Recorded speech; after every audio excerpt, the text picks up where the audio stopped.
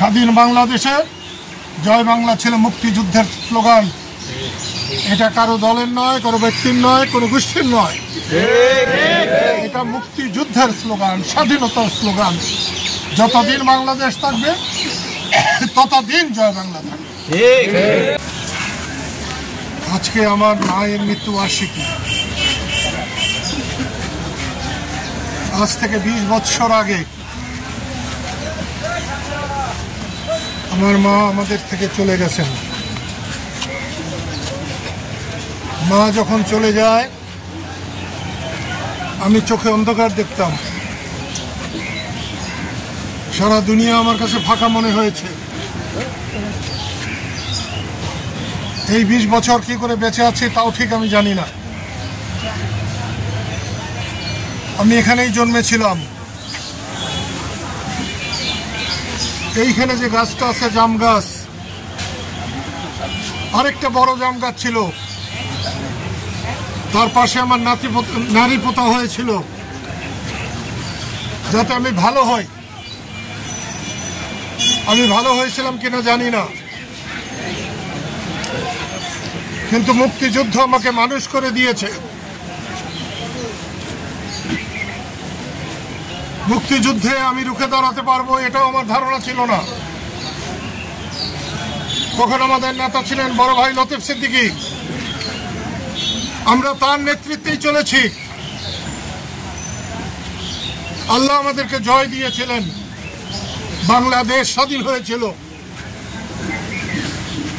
আজকে এত দালান কোঠা, ঘর বাড়ি, রাস্তাঘাট, বাংলাদেশ স্বাধীন না হলে কিছুই হতো না। কিন্তু বড় দুর্ভাগ্যের বিষয়, আজ অনেকেই সেই স্বাধীনতাকে মনেই করতে চায় না। 5ই জানুয়ারি, 5ই আগস্ট হাসিনা সরকারের পতন হয়েছে। কেউ কেউ মনে করতে চায় যে এটা স্বাধীনতার পতন হয়েছে। না, কোনো মতেই না। স্বাধীনতা না থাকলে আজকে যে নেতারা একটা বিপ্লব ঘটিয়েছে, আমি তাদের বিপ্লবের জন্য তাদেরকে সাধুবাদ জানাই। এবং তারা যদি ঠিকভাবে চলতে পারতেন তাহলে বহু বছর তাদেরকে মানুষ স্মরণ রাখত। কিন্তু তারা স্বাধীনতাকে প্রশ্নবিদ্ধ করে ফেলেছে।